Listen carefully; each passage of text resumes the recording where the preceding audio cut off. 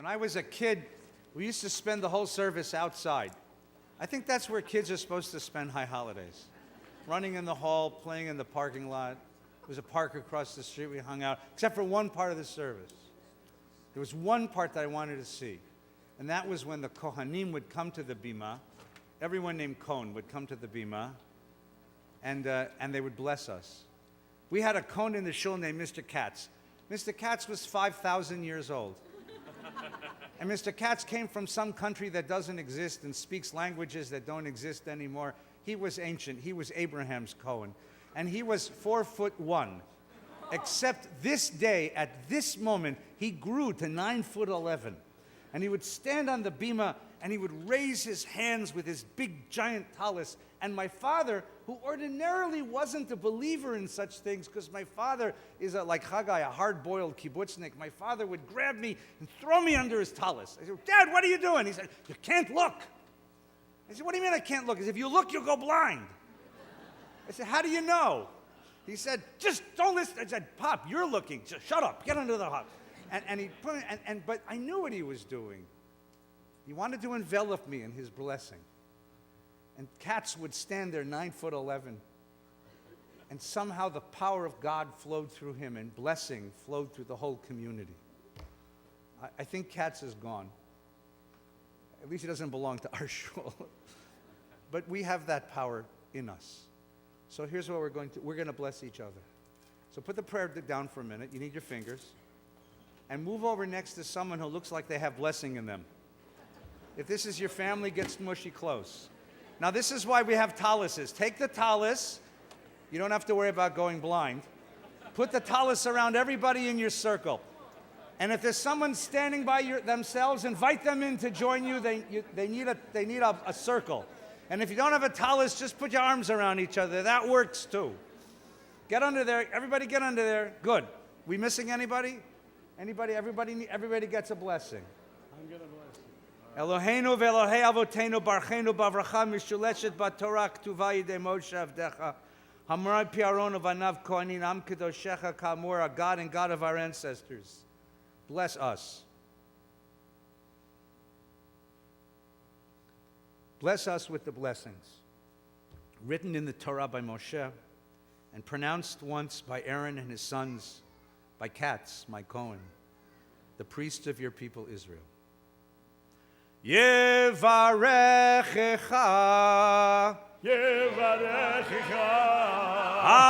Adonai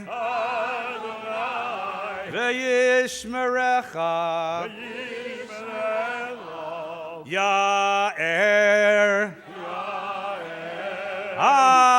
Adonai Panav Eilecha Vichuneka Yisa Adonai Panav Eilecha Veyasem Lecha Shalom Shalom Shalom.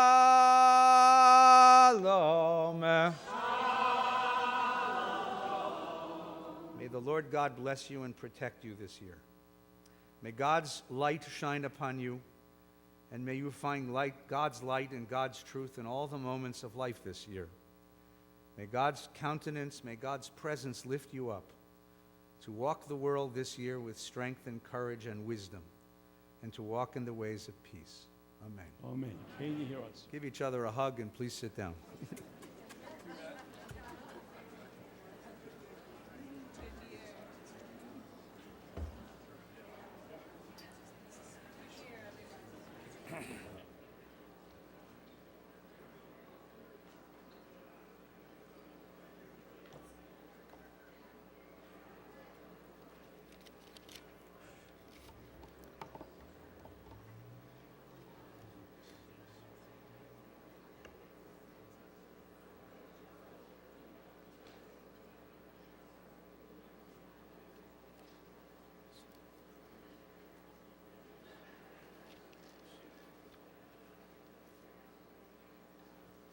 We are fortunate to have with us this morning public servants, men and women of responsibility and thoughtfulness who lead the government of our state and our city and our nation, and who share our values in protecting the institutions, the civic life. We'd like to welcome State Senator Bob Hertzberg, who's with us.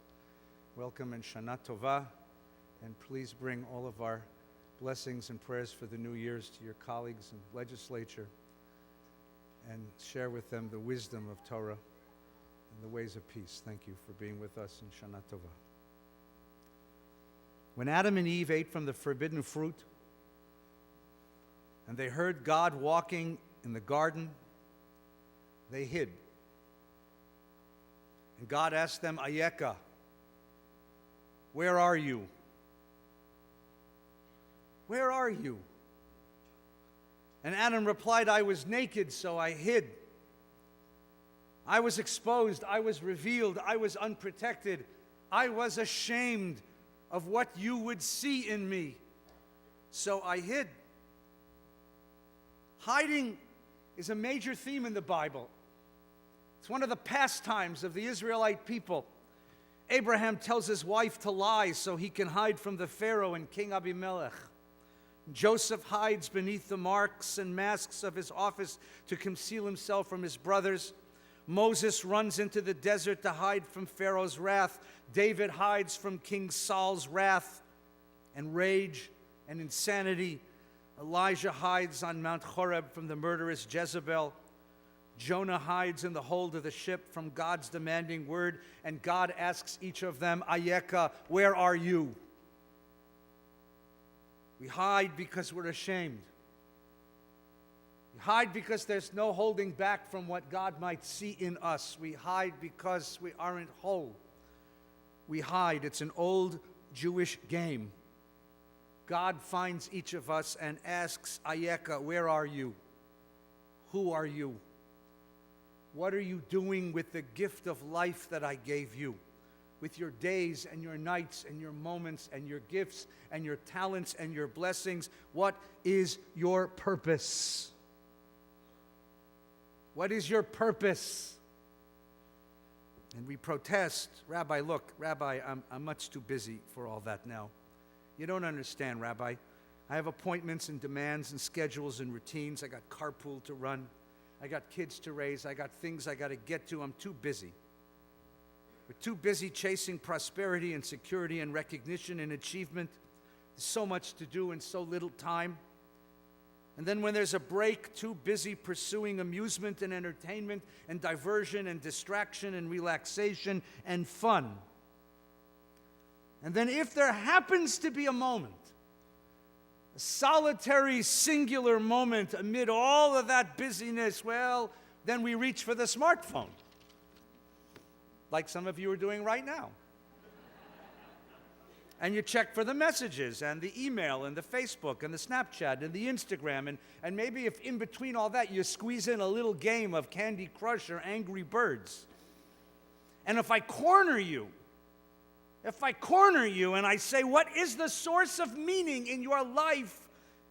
What are you living for? Well, then you laugh at me. What's the meaning of life? Come on, Rabbi. That's funny. That's funny. It's a joke. What's the meaning of life? Even if your rabbi asks you. Even if he asks you in shul. It's only in a moment of crisis that it's no joke. At the cemetery, it's no joke. In the waiting room of the hospital, it's no joke. In the oncology clinic, it's no joke. In the face of personal catastrophe, it's no joke. And then it's asked in all earnestness. We wonder, why didn't I consider this before? Why? Because modernity has given us limitless power to do what we want, to have what we desire, to aspire to be whatever we want to be. But modernity has given us no way to figure out what we want, what we truly desire, what we need, what we ought to be. Strong on technology, strong on technique, wanting in wisdom, strong on means, wanting in the contemplation of ends. For that, we need to go someplace else, back to ancient wisdom, back to a different way of thinking, a different way of reflecting, a different way of being. And that's what all this is about. That's what all this is about. These high holidays are unique. You know this. Within the calendar of the Jewish people, this is unique. There's no history to celebrate. There's no community to join. On Pesach, we're liberated. On Shavuos, we receive Torah. On Shabbos, we rest. On Sukkot, we wander. On Hanukkah, we're victorious. On Yom Ha'atzmaut, we are reborn and achieve sovereignty. But these holidays, Rosh Hashanah, Yom Kippur, there's no we, and there's no history, and there's no event. On Pesach, it's springtime. On Sukkot, it's autumn. On Shavuos, it's summer. On Hanukkah, winter. But these holidays have no season. They have no time. Only me, and only now, and only that searching, unrelenting question. Ayeka, where are you? What have you done with your life? Where are you going? And there's no place to hide. We stand naked, and there's no way to cover up. The Rizhiner Rebbe once found his son crying. And he said, "My boy, why are you crying?" And the boy said, "I was playing hide and go seek." And the father says, "But why are you crying?" He said, "Papa, I was hiding. No one was seeking." So it is with the human soul, taught the Rizhiner. It hides and no one seeks. Except today. Except today, we seek the soul's truth. That's the purpose of this holiday. To find the truth. To find my meaning. To find my purpose. So listen to an old Jewish wisdom. Taught Hillel, Imei nani li mili, ukshani atzmi ma'ani, v'im lo akshaveh matai. If I'm not for myself, who will be for me? Him. And when I am for myself, what am I? And if not now, when?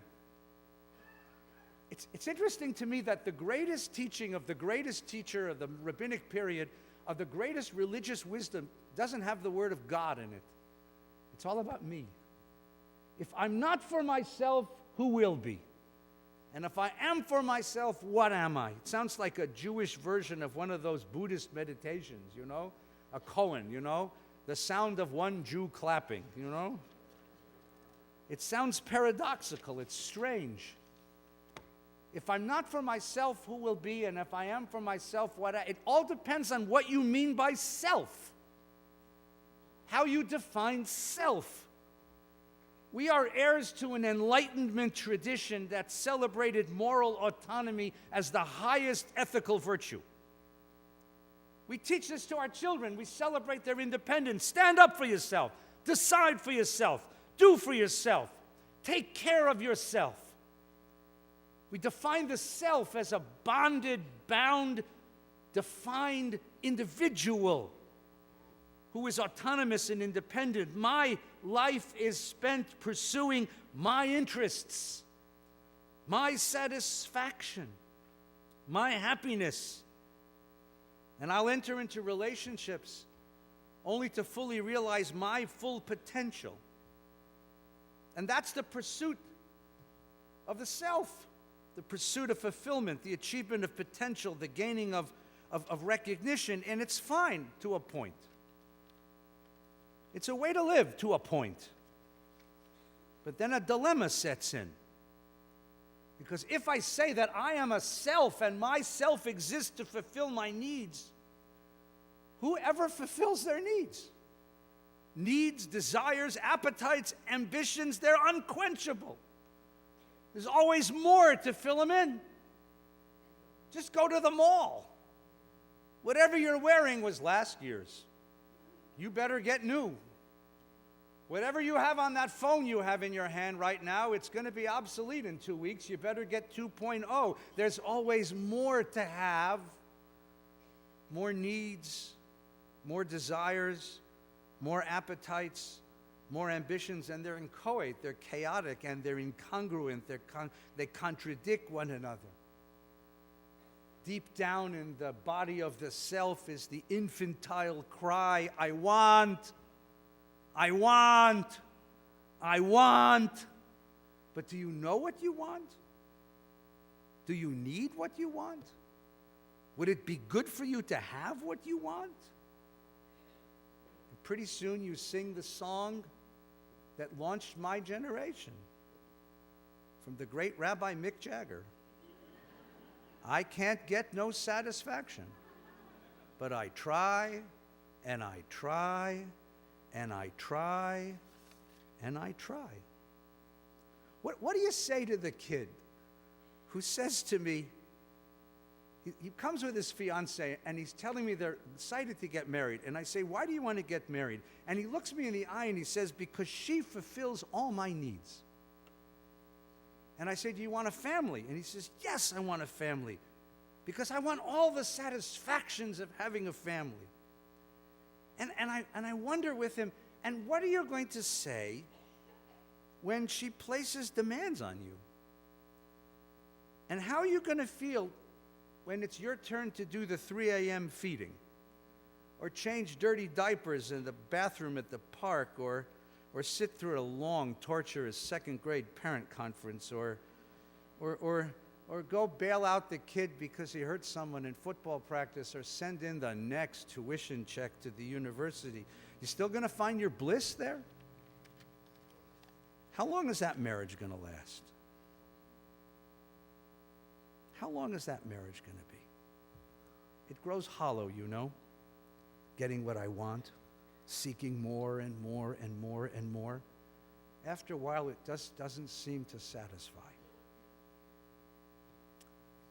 There's another way to think, another truth, an older, deeper truth. Viktor Frankl was a Viennese psychiatrist in the middle of the 20th century. He was hired by the health department of the city of Vienna to try to figure out why so many teenagers were committing suicide shortly before their high school graduation. Was it an epidemic of depression? Was it a problem of hopelessness? And Frankl discovered that they were taking matriculation exams. This was a European system, and high school kids had to take matriculation exams, and it turned out that your whole future depended on how well you did on that exam. Because your whole future was determined by whether you got into university, and what university you got into, and your placement in the university, and your chances for getting a job after that. And it all depended on how you did on the test. And kids were killing themselves the night before the test. And Frankl discovered this. And he made this remarkable demonstration that if your whole life is about achievement, and you define your life by your achievement, by the score on a test, then the hollowness of that achievement is so profound, no kid could stand it. And he wrote a PhD, a 600-page PhD on that theory. And he finished it, mamish, he finished it the day the Nazis came to his neighborhood. And the poor guy didn't have a chance to send it into the university. And the Nazis were rounding up all the Jews in the neighborhood and taking them out of their apartment. And Frankl is holding a 600-page manuscript that he'd spent the last 10 years writing, and didn't know what to do with it. The only thing he could think of was sew it into the lining of your coat. And then maybe if you survive all of this, you'll find the coat, you'll find the manuscript, you'll turn it in, you'll get the doctorate. You'll become a famous psychiatrist. So he did that. He put it in the coat lining. And he went outside, and they took all the Jews into the town square, and they told all of them, take off your coats. And Frankl wouldn't take off his coat. And some big, giant, mean Nazi came to him and smacked him in the face and said, Jew, take off the damn coat. And Frankel wouldn't take it off, so the Nazi hit him in the head with a rifle butt and slammed him to the ground and said, "Jew, take off the coat or I'll blow your head off." And reluctantly, Frankel took off that coat with the manuscript still in the lining, and he threw it onto this pile of tons of coats. And he wept. And the Nazi said, "You're a fool. For a coat, you'd risk your life? For a goddamn coat, you'd risk your..." And the Nazi made fun of him. So the Nazi walked over to the pile, and he pulled out any other coat randomly. And he handed it to Frankel. "Here, Jew, you want a coat? Here's a coat. It's nicer than the one you gave." And Frankel put on the coat. Frankel put on the coat. And in that coat, he was taken on a train to Auschwitz. And he survived through the selection at Auschwitz and was sent to the slave labor camp at Auschwitz B. And as he got to the barracks, he shivered in that coat. And as he shivered in the coat, he felt something in the pocket. There was something in the pocket. So he opened the pocket and he reached in and he pulled out a page. It was a page torn from a prayer book. And it was the page that had the word Shema Yisrael on it. Some Jew, ripped from his home, ripped from his life, had 1 second to think, to bring one token of dignity and meaning with him, something that might protect him as he went into this hell, this nightmare. And so that Jew had ripped out the words of Shema and put it in the coat pocket as a talisman to remind him that he's a Jew and a human being who lives with dignity. And now Frankel understood that this was an omen. If all you're living for is the next achievement, the next success, the next recognition, the next accolade, the next award, the next trophy, that's a rather narrow, small, hollow life.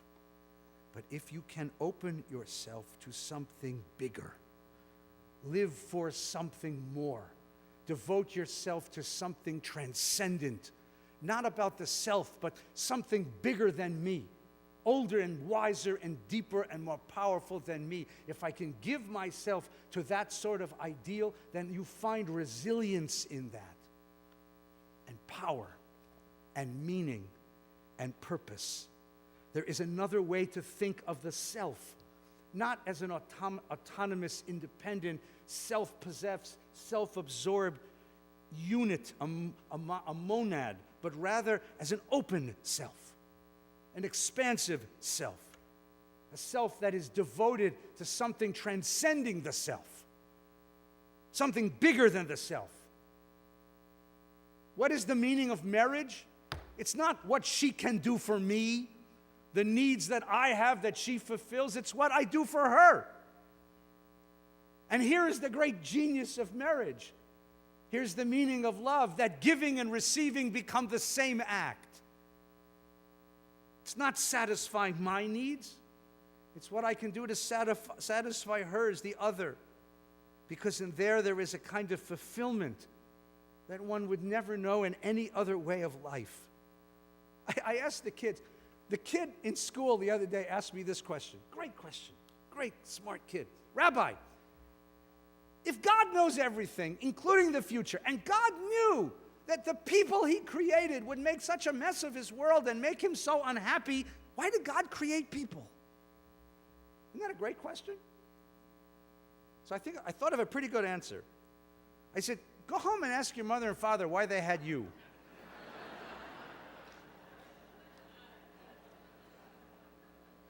Really? Yeah. Go home and ask your mom and tell them the rabbi wants to know why they had you. But I'm going to tell you something you don't want to know. That before you were born, they had a really good life. They could watch what they wanted on TV, walk around the house in their underpants, eat when they wanted, eat what they wanted, anytime they have a great life. And all of a sudden, you came into the world. You remember your very first word in the world? The way you were welcomed? Rah! And you haven't stopped screaming since. Go ask your parents why they had you. So one kid came back the next week. He said, I asked, Rabbi, my father said it had to do with something called Chardonnay. What's Chardonnay? I say, oh, God. I'll have to explain that to you another time. Why do they have you? Because in loving you, in raising you, in feeding you, in nurturing you, in caring you, they found their greatest fulfillment. And that's why God created the world. God created the world because God needs to love and to care. And that's God's greatest blessing. And that's the blessing that God gives us, the capacity to love and to care and to heal and to help. We have an exquisitely well-developed vocabulary for this. We call it Kiddusha, which is translated in your prayer book as holiness, but that's not what it is. You know what Kiddusha is. When you gathered last night with a circle of family and friends around a table and you raised a glass of wine, you said a prayer, and that prayer is called Kiddush. It's not the wine you sanctify, it was Manish Shevitz. It's the circle of friendship and love and bonding around that table. When two dear loving friends turn to each other and promise to share life together as one, a ring is put on a finger and we say, Harei at mikudeshet li. There is kiddushin, bonding, connection, wholeness between us, among us. When my mama died, I stood in this synagogue for a year and I said a prayer called Kaddish because I would not let go of her. She's still very much alive to me and very much part of my life. Kiddush, Kaddish, Kiddushin, the word kadosh means to include the other in the circle of the self. To bring the other into my circle, to transcend the small, narrow ego and reach out to another and say, you are mine. Your laughter makes me happy. Your tears make me sad. Your needs are my needs. You are mine. And God is the circle that includes all. So that every time you include one more in the circle of myself, I become more godly. Torah says, Kiddushim tihiyu, ki kadosh ani Adonai. You will be kadosh because I, God, am kadosh. This is the one virtue, one characteristic of divinity that you and I can do. I can include another. I can love another. I can help, I can heal, I can teach, I can nurture another. And each time I do, it's one discrete act. We call that act a mitzvah. And that one act that includes the other, brings the other in. That's why you make a bracha, Asher Kiddushanu b'mitzvotav. Because through this act, you are part of me and I am part of you, and we will not let go of each other. I open the narrow bonds of the self to include another, to include more of the world, and I am godly. I live a godly life. And that gives me a sense of meaning and purpose and joy, and exquisite joy. There's a catch. We've spoken of it today. You know the catch. The trap. It's the reason why people are afraid to do this. They're afraid to love. Because when I open the self to the other, I become vulnerable. Right? If I live as an island, I'll be safe. No one will ever hurt me. But the moment I attach my fate to another, the moment I attach my soul to another, the moment I welcome another into the circle of my being, I become more vulnerable. Do you remember the night your kid was out with the car for the first time? And you sat by the phone and by the door going, 8:59 and a half, 8:59 and 3/4, 8, and you waited. And you know what it's like when the phone rings in the middle of the night and your blood pressure goes from 0 to 9 million because, God forbid, it's someone I love who is in trouble. And when the guy on the other line wants to sell me solar panels, I say, thank God it's you. Thank God it's you and not one of the kids.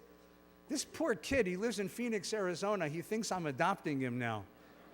He called at 3 o'clock, and I said, "You know what time it is here?" He says, "I don't know. I'm in like New Delhi or someplace, Rajneesh or something like this." I said, "Rajneesh, come, I'll give you a bar mitzvah."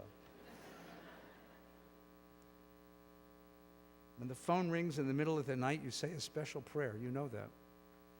It is a very, very special kind of prayer. It is the prayer of those who love and know vulnerability deep, deep down. It's a prayer of surrender and humility. It's a plea for help. That's the price that you pay for loving. That's the price you pay for opening the self to the other. That beautiful kid who stood here a few minutes ago, Genevieve, who had to know at age 15 what it means to lose a friend. She now knows the price of love. But thank God there are other moments. There's a bar mitzvah and a wedding, the arrival of a new child, the gathering of a dispersed family. And you look around the table and you see everybody that's there, and you say with a great heart full of gratitude, Shechianu, Vikimanu, Vigiyanu, Lasman Hazeh, for the moments I waited, for this moment of togetherness, of solidarity, of oneness. Thank you, God, for giving me the strength to love. If I'm not for myself, who will be? And if I'm only for myself, what am I? If I'm not for myself, but if I'm not for my true self, for the bigger self that I can yet be. And if I am for myself, what am I? I'm part of God, that's what I am. Now, this wisdom is not only true for the personal life, this is true for the collective life as well. It has been, and I think this is rather understated, so I'll just say it, it has been an extraordinary political year in America as we discover the contours of Mr. Trump's presidency. But here too, there is an analogy to the sense of soul, to the meaning of selfhood. Mr. Trump's presidency is based on an assertion of nationalism. He declared during his campaign and at his inauguration, and just the other day in front of the United Nations, he declared his allegiance to America first. To America first, he said. And the truth is that I don't disagree with him. I actually think that's why you hire a president, to pursue America first, for just such a conviction, to protect and to prosper the nation first. But the question is, what is America? What do you mean by America? Is America simply a geographic location, a country in the northern half of the Western Hemisphere? Is America home to 330 million citizens and others? Is America a bounded economy of $10 trillion of companies and the flow of goods and services, a mercantile entity? Is that America, and is that all America is? And is that what he means when he says America first? Or is America an ideal? A vision of the human being, a vision of the human community, an attitude about human possibilities.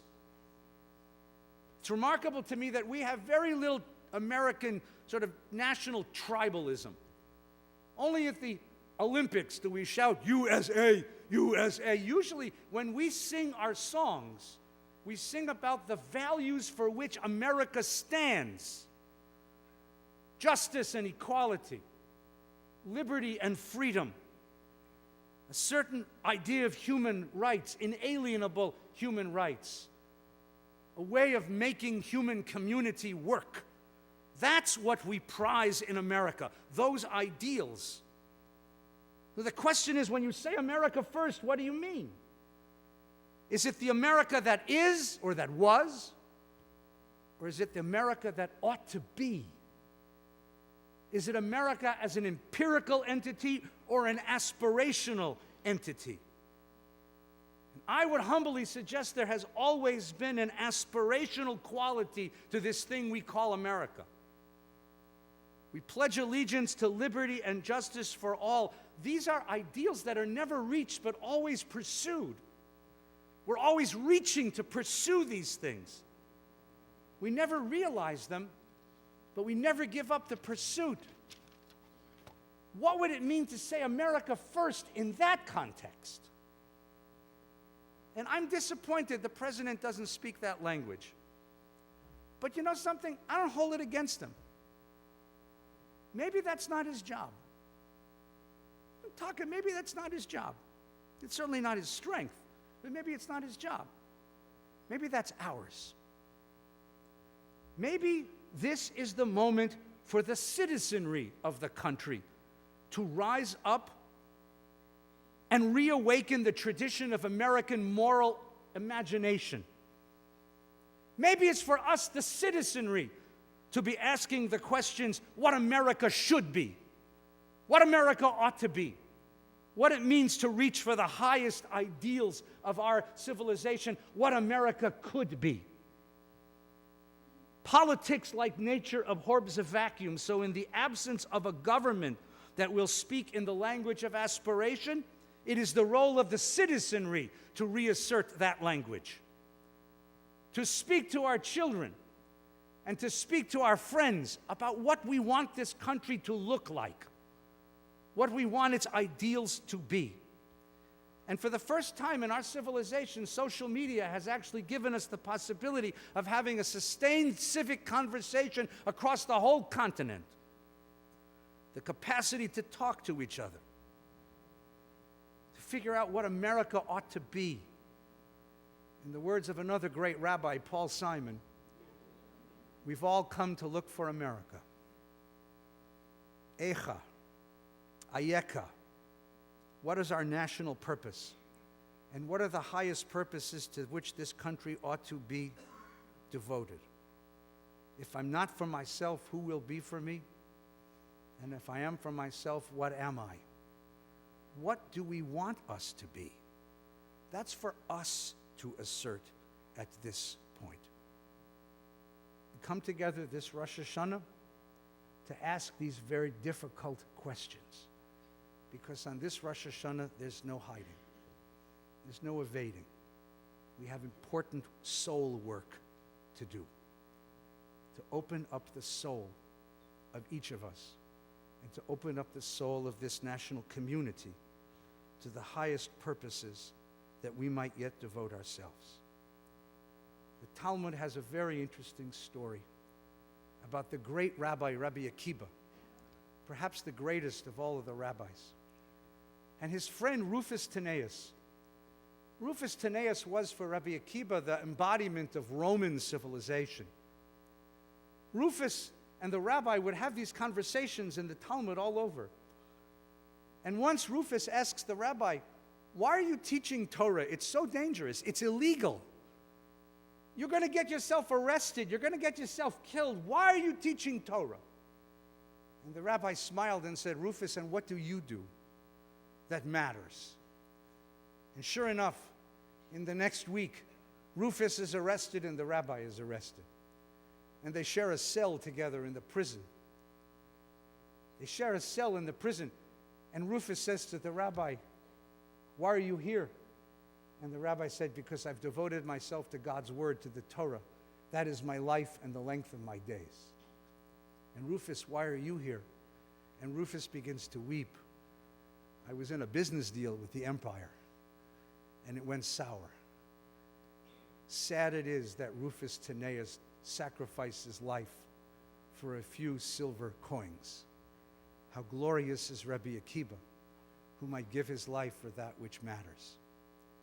And sure enough, they take out Rabbi Akiba in front of the whole community. A horrible scene. They torture him to death. And just before he dies, according to the Talmud, his eye catches the sun at the horizon, and a smile comes across his face. And in the Talmud's strange imagination, the students are sitting there and they say, "Rebbe, Ad Kan, you're smiling? How can you be smiling?" And he says, "You know, it's time to say Shema. My whole life I have loved God with all my heart and soul and might. And now I give up my life for the love of God. I have given everything to my life for the love of God. Now I'm ready to give my last breath. And Rabbi Akiva says, Shema Yisrael, Adonai Eloheinu, Adonai Echad. And as he says the word Echad, one, his soul leaves him and he dies. And the tradition says that's the birth of the rabbinic tradition, the birth of the Talmud. Because that's what it means, to die for a great cause, to live for a great cause, to give yourself to a great cause, to dream of a great cause, to attach yourself to a great cause, gives life dignity and meaning and strength. God wants to know Ayeka, and all of us are called upon now to have an answer. Good luck. Answer well. Think deeply. That's what the holiday is for. Shana Tova. We'll take one moment and we'll finish the davening.